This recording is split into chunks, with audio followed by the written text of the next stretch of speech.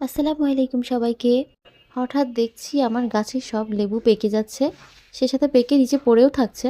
তো ভাবলাম এই পাকা লেবুগুলা দিয়ে একটু আচার বানিয়ে দেখি। যদিও আমি বাড়িতে কখনো লেবুর আচার বানাইনি, তবে বাইরেরটা কিনে খেয়েছি, সেটা বেশ ভালোই লাগে।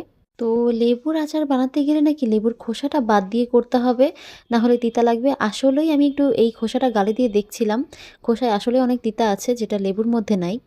তো লেবুর খোসাগুলাকে ছাড়িয়ে লেবুগুলাকে একটু ছোট ছোট করে কেটে নিতে হবে।